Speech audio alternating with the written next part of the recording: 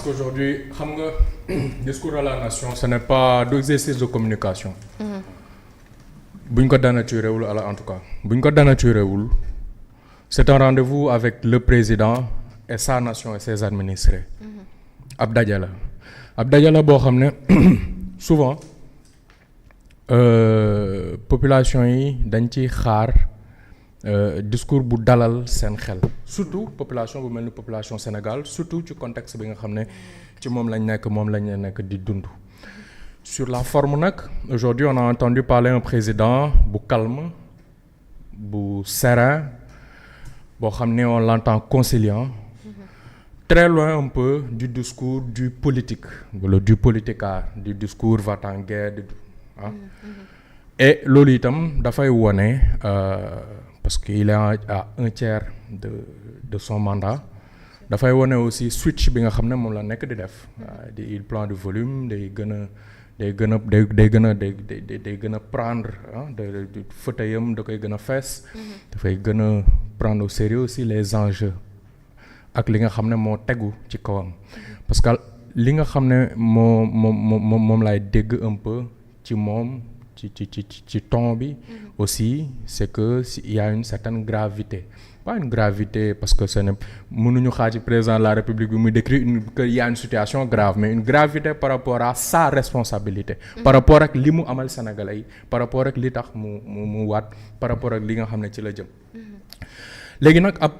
discours à la nation moom ñaari moo ci mën a am mooy bilan ak projection bon bilan bi dégguñ ci lu bëri mais loolu disons que c'est normal parce qu'un président de la République bu def 20 mois on ne peut pas s'attendre à ce que mun naa ñu inaugurer nañ ay grands chantiers wala ay gros œuvres là-dessus on est totalement d'accord bu ñu ñëwee ci projection yi on sait aussi qu'aujourd'hui le pays qu'est le Sénégal économiquement mi ngi ci situation bu nga xamante ne bi permettre ko président bi naan ñu ngi waaj aussi de gros œuvres ou de gros chantiers ou de ay investissements yu mag a mag on a entendu des 29 milliards par-ci des 1000 emplois par-là et cetera bon léegi nag investissement yooyu noonu boo ko rapporté au Sénégal boo ko rapporté ci attentes sénégalais yi bien sûr que dafay dérisoire boo duggee ci LFI wu 2026 bi nga xool li nga xam ne moom lañ fa sàkkal wàllu investissement tu comprends clairement que xaw na suufee je pense qu'on est autour de 38% du budget ci LFI 2026 bi loolu noonu yëpp daf ñuy won lan daf ñuy won li nga xam ne moom aussi mi ngi ñu koy wax dañu ci conscientiser loo ci biir discours bi te yàgg nañ di ko dégg ci ay discours am muy le mot résilience c'est qu'aujourd'hui les Sénégalais doivent aussi comprendre ça c'est que nous sommes dans une situation économique boo xam ne ci résilience kese moo ñu ci mën a génne léegi nag on ne peut pas logiquement encore une fois on ne peut pas attendre à ce que le président fasse son autocritique dans son discours à la nation mais doon nañu quand même gënal ñuy sentir un peu plus de balance et un peu plus de parcimonie dans sa lecture de la situation parce qu'aujourd'hui quand on entend sa lecture de la situation c'est comme si tous les voyants étaient au vert on peut tenir le débat fii ba ginnaaw suba nag ndax réew mi ngi dox réew mi doxul ndax mi ngi tane wala du tane je pense qu'on sera jamais d'accord autour de ce plateau man xam nga tey bu ñu nee wàññi nañ dund ñaari mbir daf may déranger mooy bu dee dañ ko def fin d'année ci discours boo xam ne dañuy wax ci li xew ci année 2025 bi ñu ne wàññi nañ dund ci année 2025 bi non fin d'année la ñu wàññi dund bi donc peut-être que dina am ay répercussions fii ak 2026 à l'échelle mais fi mu toll nii ce sont des mesures yoo xam ne mi ngi doog a entrer en vigueur mais soit loolu dañ koy baal politique bi que mu boole ko ci bilan même si bon voilà wàññi dund bi leneen daf ma ciy déranger mooy dañu dul leeral ndax parce que boo bëggee wàññi dund nga nekk état ñaari moo mën a xew c'est soit njëgu denrée de première nécessité ba ci boppam moo wàcc moo xam ceeb la moo xam lu mu mënti doon njëgu mbir mi ci boppam barilu pétrole bi moo wàcc cours mondial bi moo wàcc yow nga daal di répercuter rabais boobu noonu ci njëg bi ci pompe bi wa ilaa ñu ne dañ ko subventionné état dafa jukki ci poche am daal di subventionné def ci ceeb parce que gis na ne njëgu ceeb bi dafa cher te xam na ne jóobee nii dañ ko bëgg donc débat bi booba léegi mi ngi tourner depuis plusieurs semaines wàññi nañ denrées de première nécessité yi wàññi nañ li ci pompe bi d'accord c'est bien on applaudit mais quel est le mécanisme par lequel on est passé pour wàññi yooyu ndax dafa wàññeeku wala dañ ko wàññi dañ ko wàññi mooy dañ ko subventionné dafa wàññeeku mooy ko koy jaay moom moo ko wàññi xam nga ab sew-sew la quoi bu ñu avancé ci beneen point xam nga li gën a cristalliser débat politique bi aujourd'hui débat politique bi de manière générale dans ce pays là mooy cette dualité au sommet de l'État. Encore une fois par honnêteté mënuñu ne dañ doon xaar que président bi di ñëw ci sur ce sujet là bien sûr que non mais quand même doon nañ xaar un peu plus xam nga ci discours bi boo nee maa ngi sant premier ministre bi ci liggéey bu mu war a def ci liggéey bu mu nekk di def mais encore heureux dans une république que le président de la république soit content que son premier ministre fasse son travail quand même n'est-ce pas lii suñu problème kay mooy ndax dañu dégg Ousmane Sonko naan ñu parfois dina am ci politique ñu bañ a bokk ay gis-gis léegi nag inquiétude bi nga xam ne man un jeune citoyen sénégalais comme moi moom laay am mooy ndax entre patron bi ak ki topp ci moom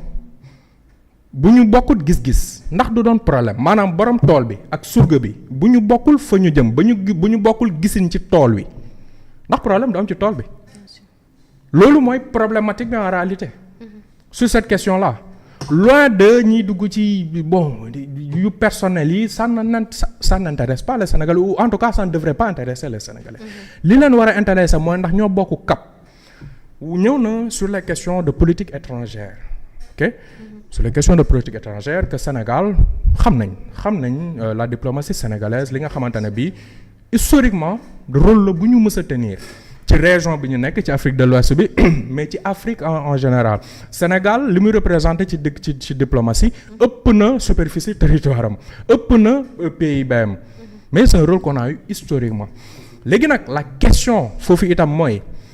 dañu am ay gouvernants yu ñëw avec un discours boo xam ne dafa bees discours boo xam ne ci rupture la ñuy woo nit ñi discours boo xamante ne bi à la limite entre guillemets négation la un peu de li nga xamante ne bi moo fi jotoon a weesu mooy li ñuy woowee le système d'ailleurs ça m'a fait un peu rigoler bi may gis ci déco bi bon pas déco mais en tout cas en arrière-plan du président les présents ci suuf ñu déparé Senghor jëm kaw je me suis dit